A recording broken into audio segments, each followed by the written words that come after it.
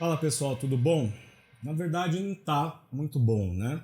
A gente acabou de receber a notícia do falecimento do José Mojica Marins, nosso eterno e genial Zé do Caixão.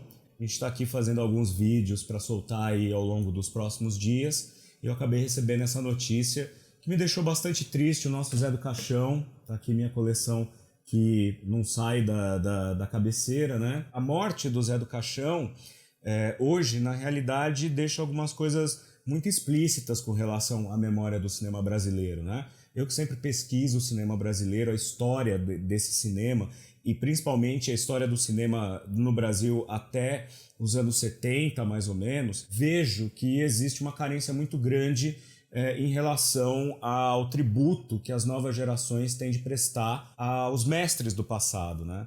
E o Zé, ele tá longe do cinema desde 2008, quando ele fez o último longa dele, né, A Encarnação do Demônio. E antes da Encarnação do Demônio, ele já estava há muito tempo longe do cinema também, justamente porque, infelizmente, há uma grande dificuldade aqui no nosso país de cultivar a memória dos seus maiores expoentes, né? E o Zé, na verdade, assim, eu não conheci ele de maneira muito próxima, eu estive com ele algumas vezes, e sempre fui muito próximo da filha dele, Liz Vamp, que é uma grande atriz, é uma grande agitadora cultural, é uma pessoa maravilhosa.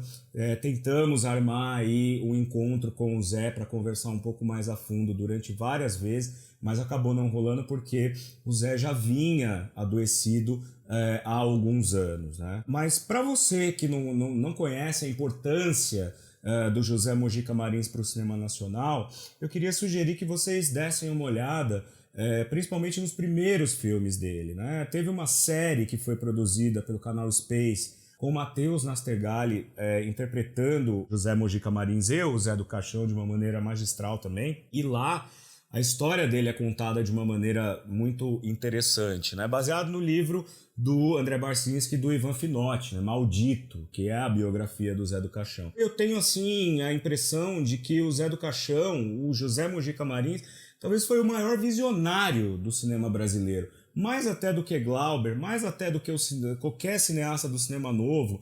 Ele foi visionário porque ele iniciou o cinema de gênero no país, né? Um país que não tem tradição de cinema de gênero.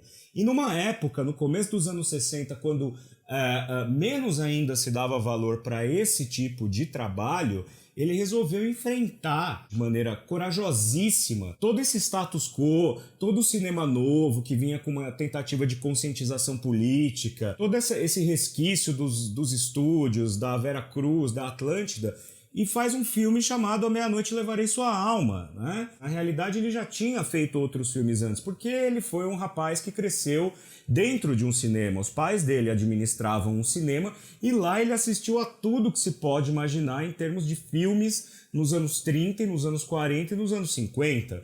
Fez algumas brincadeiras com câmera 16mm, né? Algumas histórias mirabolantes e tal, mas só foi estrear no cinema profissional mesmo com um filme chamado A Sina do Aventureiro, final dos anos 50, se não me engano, 1958, que é uma tentativa de fazer um filme que é meio que um western, né? Uma coisa meio passada no interior de São Paulo, mas sempre com muita inventividade. Agora, quando ele cria o personagem Zé do Caixão, que aliás nasceu a partir de um pesadelo que ele teve, num desses sonhos bastante agitados dele, sonhou que essa figura do Zé do Caixão vinha até ele, puxava ele pelo pé na cama dele e levava ele para dentro de um cemitério e mostrava para ele uma lápide onde estava escrita a data de nascimento dele e a data de morte dele, só que ele não quis ver a data da morte, ele preferiu não ver, e quando ele acordou ele nasceu com essa história pronta. Então ele escreve A Meia-Noite Levarei Sua Alma, faz a continuação Essa Noite Encarnarei no Seu Cadáver e cria a mística do Zé do Caixão, que durante muito tempo aqui no Brasil ficou no imaginário popular, tudo era Zé do Caixão. O Notícias Populares, jornal super sensacionalista, contratava o Zé do Caixão para ir caçar o lobisomem de Diadema, o bebê diabo de Santo André. Então ele acabou se tornando uma figura folclórica do Brasil. E isso acabou se perdendo, infelizmente. Não para mim ou para minha geração, que ainda tem isso muito vivo, mas às vezes as novas gerações não têm consciência da importância desse diretor.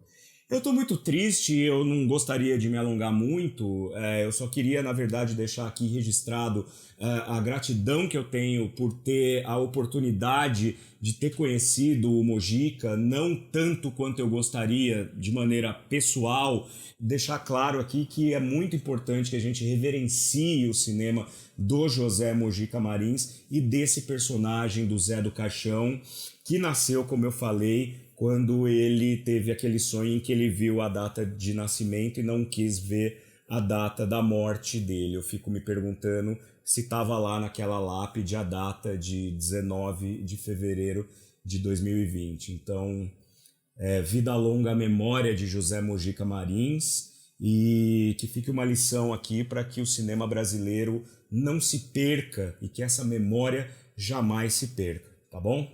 Até a próxima.